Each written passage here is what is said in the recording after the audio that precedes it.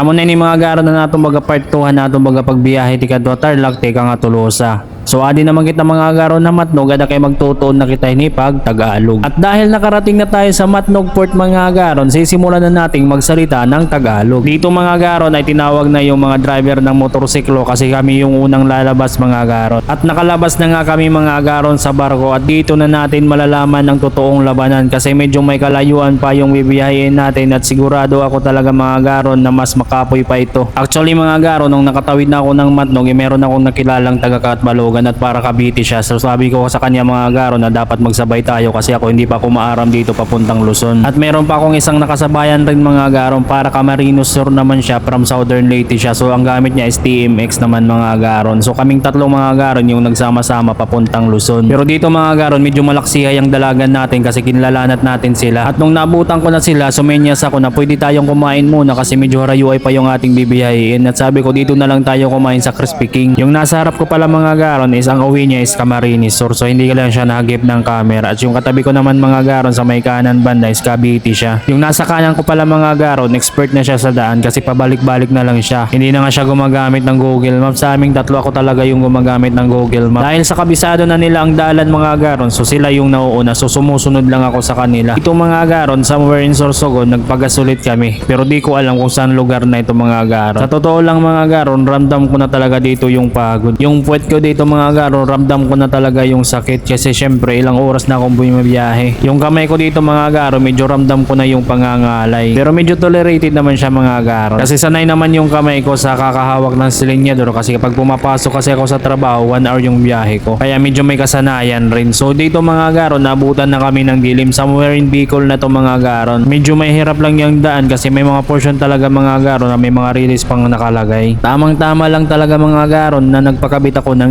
MDL kasi hindi talaga ako nagsisi nung mayroong akong MDL na kasi yung dinadaanan namin napakadilim talaga. At mga nakakasalubong naming mga sasakyan is malalakas talaga yung mga ilaw nila. Kaya pag nag-ahay sila ng ilaw mga garon is nag-ahay din ako. So nag-ahay-hayan kaming dalawa so hindi ako nalulugi. So dito mga garon, nagtataka ako sobrang tindi ng traffic. Ang oras naman dito is mga 9 PM na. So nagtataka ako bakit 9 PM na sobrang traffic. Kaya pala mga garon sobrang tindi ng traffic kasi meron para silang kiritaon kasi magpapatrol na kasi sa lugar nila. And after that mga garon, nakalusot na tayo sa traffic at meron akong nakitang gasolinahan. So nagpagas muna ako mga garon kasi maliit na lang yung gasolina ko kasi 2 bars na lang yun. So pang-apat na gasolina ko na to mga garon mula Tolosa. Sa sobrang traffic kanina mga garon, nagkahiwa-hiwalay kami ng mga kasama ko. Pero mabuti na lang nung palabas na ako sa may gas station, nakita ko yung isa kong kasama. Akala niya naiwanan na kami. So bali ngayon mga garon, dalawa na lang kaming magkasama kasi yung isa naming kasama di namin mahagilap. Di namin alam kung nauna siya or nahuli. Kanina pala mga garon, nung kumain kami sa Crispy King, ang oras pala noon is 5 PM. So nung umalis kami doon mga garon, wala na talagang pahinga hanggang umabot na ng 10 PM. So nakita namin tong 7-Eleven at saka dito na kami nagpahinga kasi ramdam na talaga namin yung pagod. And after that mga garon, nakapagpahinga na kami niyan ng 2